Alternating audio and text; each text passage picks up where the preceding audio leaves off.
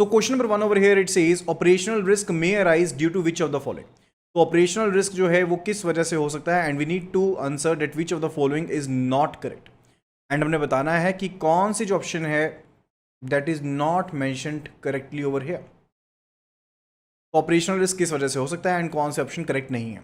Option A over here it says deviations from normal and plant functioning of the systems. जो normal है and for the plant functionings है, not plant functionings, it would be plant functionings. जो भी हमारे पास normal and planned functionings हैं उन वो अगर सही तरीके से काम नहीं करती हैं तो उसकी वजह से ऑपरेशनल रिस्क होता है। Due to business volume fluctuations, हो सकता है कि बिजनेस की जो वॉल्यूम्स हैं उनमें फ्लक्चुएशंस हो, या फिर जो ऑर्गेनाइजेशनल कम्प्लेक्सिटी है उसकी वजह से हो, या फिर प्रोडक्ट कम्प्लेक्सिटी हो, या फिर हो सकता है ऑप्शन थर्ड जो है it says it is related to poor technology and telecom. तो कौन सा ऐसा इशू रह सकता है जिसकी वजह से यहाँ पर जो ऑपरेशनल रिस्क है वो अराइज हो सकता है, and we need to answer which of the following is not mentioned correctly. तो यहाँ पर जो आंसर मिला है that is related to option D and that is the correct answer, क्योंकि जो ऑपरेशनल रिस्क है वो यहाँ पर किसी भी तरह की जो आपकी प्लान्ड एक्टिविटीज़ थी, जो भी आपकी नॉर्मल एक्टिविटीज़ थी, वो उनमें जो डेविएशन है that is basically what, that is basically the operational risk. And further इसकी वजह से होता है क्या कि आपके रेवेन्यू में कमी आती है। अब रिस्क का मेन पर्पस क्या है कि रिस्क होगा तो आपके जो रेवेन्यू है उसमें आपको कमी देखने को मिलेगी, ठीक है। तो ये यहाँ पर टेक्नोलॉजी इश्यूज़ की वजह से भी हो सकता है, कॉम्प्लेक्सिटी की वजह से भी हो सकता है, ह्यूमन एरर की वजह से भी हो सकता है। तो सभी यहाँ पर जो ऑप्शंस हैं those all are mentioned correctly over here. So option D over here is the right answer, and सबसे पहले आंसर दिया है कर्नल सुखदेव जी ने। Now let's move to the next question, question number 2. It says which of the following related to operational risk is not correct. Operational risk से related कौन से option यहाँ पर सही नहीं है। It says criticality of operational risk. Criticality of operational risk has been recognized in Basel 2. कि जो यहाँ पर Basel 2 है उसमें operational risk की criticality को समझा गया। Option B it says even if operational risk are managed well, चाहे ऑपरेशनल रिस्क को सही से मैनेज किया जाए, the capital and cost in operations is the same.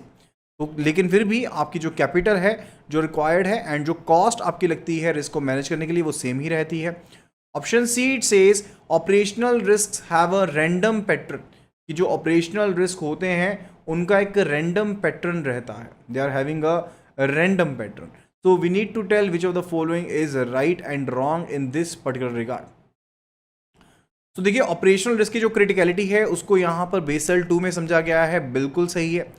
Even if operational risk are managed well, चाहे जो ऑपरेशनल रिस्क हैं उनको सही से मैनेज किया जाए, the capital and cost in operation remain same. Does it so, क्या ऐसा रहता है? नो, क्योंकि जैसे अगर आप रिस्क को मैनेज करते हैं तो आपको कैपिटल कम एलोकेट करनी पड़ती है एंड मोर, और आपकी कॉस्ट भी कम होती है, ठीक है। तो यहाँ पर वो सेम नहीं रहती है, सो ऑप्शन बी तो करेक्ट नहीं है। Option see it says operational risk have a random pattern, तो बिल्कुल जो ऑपरेशनल रिस्क है उनका रैंडम पैटर्न रहता है। So option B over here is the right answer, because we need to tell कि कौन से ऑप्शन जो है वो करेक्ट नहीं है। So option B is the right answer in this particular regard. Okay, now let's move to the next question, question number 3. It says which of the four classification of operational risk can be based upon. जो operational risk की classification है वो किस base पर हो सकती है? Operational risk की जो क्लासिफिकेशन है वो किस बेस पर हो सकती है? देखिए जो ऑपरेशनल रिस्क की क्लासिफिकेशन है वैसे वो कोजेज एंड इफेक्ट्स के बेस पर हो सकती है, वो इफेक्ट बेस्ड भी हो सकती है, वो कोजेज बेस्ड भी हो सकती है। फर्दर उनमें सब कैटेगरीज हैं, लाइक कि वो पीपल ओरिएंटेड हो सकती है, प्रोसेस ओरिएंटेड हो सकती है, टेक्नोलॉजी ओरिएंटेड हो सकती है, एक्सटर्नल हो सकती है, या फिर कोई लीगल लाइबिलिटी की वजह से, ठीक है। तो काफ़ी ज़्यादा यहाँ पर रीजंस आते हैं जिनकी वजह से जो आपके पास क्लासिफिकेशन ऑपरेशनल रिस्क की वो की जा सकती है। तो सबसे पहले यहाँ पर पढ़ते हैं। तो यहाँ पर मैंने आपको बताया कि जो क्लासिफिकेशन है ऑपरेशनल रिस्क की, अगर हम बात करें क्लासिफिकेशन ऑफ ऑपरेशनल रिस्क, वो कॉजेज की वजह से भी हो सकती है। एंड कॉजेज में क्या क्या चीज़ें आ रही हैं? पहली चीज़ आती है इसमें people oriented. First of all it is people oriented. What do you mean by people oriented? यानी कि हो सकता है लोगों की नेग्लिजेंस हो, उनमें इतनी कंपिटेंस हो ही ना कि वो compete कर सकते हो, या फिर हो सकता है उनको ट्रेनिंग प्रॉपर ना मिली हो, ठीक है। तो ये वजह हो सकती है। And second one it is related to process oriented. अब प्रोसेस ओरिएंटेड में फर्दर दो तरह की टाइप्स आती हैं। प्रोसेस ओरिएंटेड में फर्दर दो तरह की टाइप्स आती हैं। एक हमारे पास आता है ऑपरेशनल कंट्रोल बेस्ड और एक आता है ट्रांजैक्शन बेस्ड। एक आता है ट्रांजैक्शन बेस्ड, एक आता है ऑपरेशनल कंट्रोल बेस्ड, कि ऑपरेशन को जो कंट्रोल किया जा रहा है उसके बेस पर। ओके, तो जो आपके पास ट्रांजैक्शन बेस्ड है वो किससे रिलेटेड है? ट्रांजैक्शन रिलेटेड होता है कि जब आपके मान लीजिए बिजनेस में फ्लक्चुएशंस में बहुत ज़्यादा आपको चेंज देखने को मिल रहा है, प्रोडक्ट की कम्प्लेक्सिटी है या फिर ऑर्गेनाइजेशन की कम्प्लेक्सिटी है या मेजर चेंजेस है उसकी वजह से, या फिर सेकंड हो सकता है ऑपरेशनल कंट्रोल बेस्ड। अब जो ऑपरेशनल कंट्रोल बेस्ड होता है उसमें क्या होता है, हो सकता है कि आपके पास जो ड्यूटीज हैं वो प्रॉपरली डिवाइडेड ही नहीं है, यानी कि जो काम दिया गया था वो प्रॉपरली डिवाइड नहीं किया, जिसकी वजह से वो काम प्रॉपरली हुआ ही नहीं है, या फिर हो सकता है मैनेजमेंट की कमी हो, सुपरविजन की कमी हो, तो वो रीजन जो आते हैं वो ऑपरेशनल कंट्रोल बेस्ड में आते हैं। ठीक है, तो प्रोसेस से रिलेटेड दो चीजें हैं, एक तो आपके पास कंप्लेक्सिटी से रिलेटेड है, दूसरा है आपके पास जब आपकी मैनेजमेंट प्रॉपर नहीं है, सुपरविजन प्रॉपर नहीं है।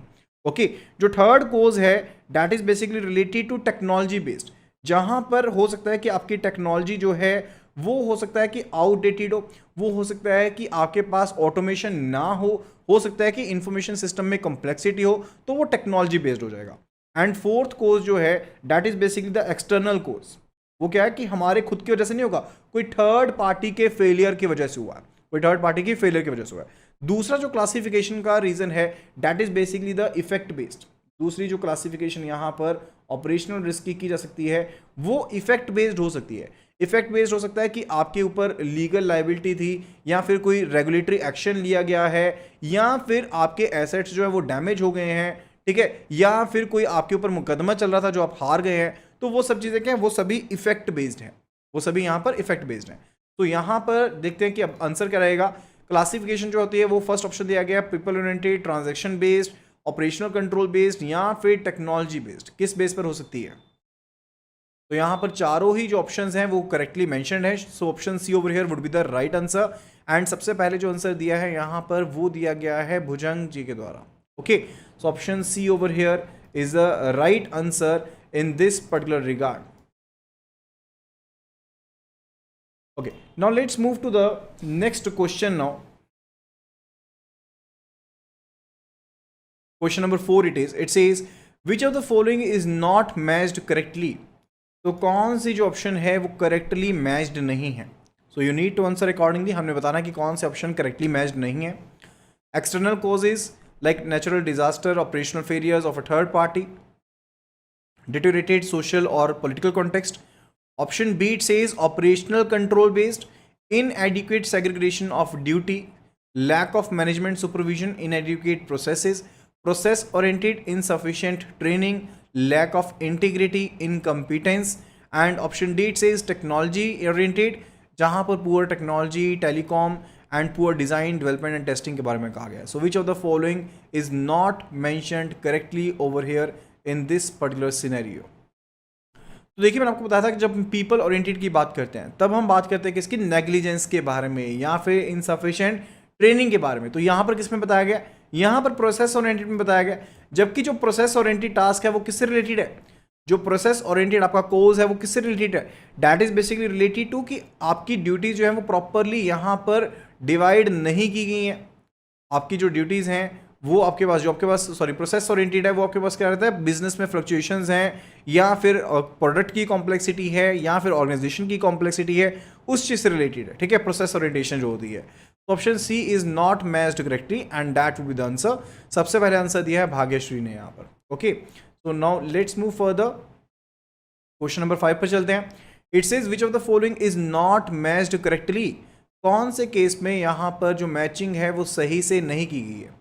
So external fraud, losses due to act of type of intended to defraud, misappropriate property or circumvent the law by a third party.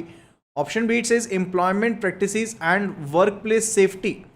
Workplace safety, losses arising from an act inconsistent with employment. And option C it says business disruptions and system failures.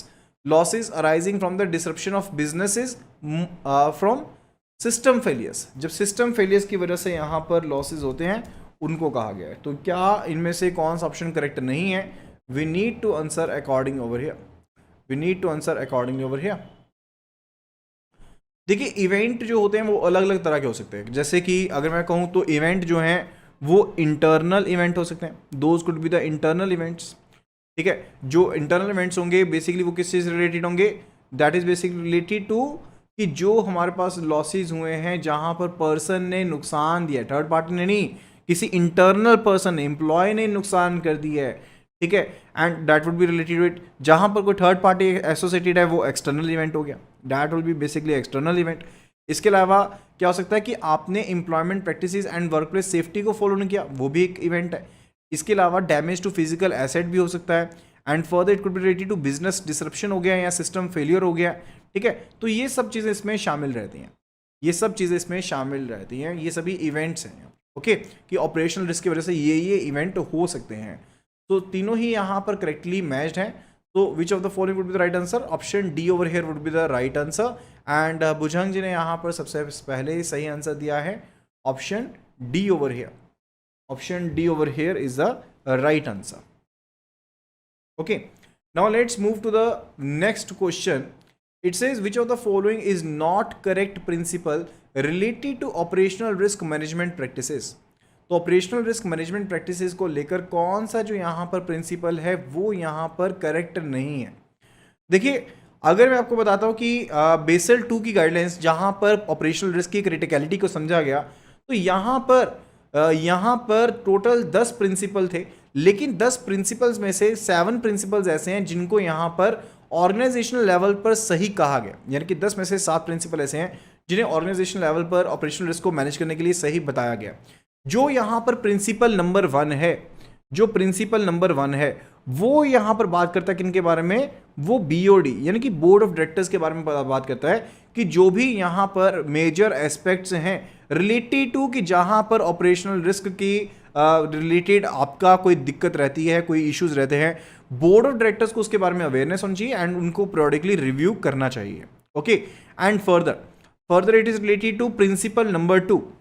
जो principle number 2 है that is basically related to, उन्हें यहां पर वो भी board of director से related है, वो भी यहां पर बोर्ड ऑफ डायरेक्टर से रिलेटेड है। किस चीज से रिलेटेड है? कि जो यहां पर ORM है, ORM क्या किसे कहते हैं? This is basically operational risk management framework. This is ORM framework, यानी कि ऑपरेशनल रिस्क मैनेजमेंट फ्रेमवर्क जो है वो यहां पर इफेक्टिव हो, वो यहां पर इफेक्टिव हो, वो यहां पर उसके प्रॉपर ऑडिट हो, उस चीज से रिलेटेड है। जो प्रिंसिपल 3 है वो यहां पर SM यानी कि सीनियर मैनेजमेंट से रिलेटेड है, यानी कि ORM को इंप्लीमेंट करने की जो जिम्मेदारी होगी वो सीनियर मैनेजमेंट के ऊपर रहेगी।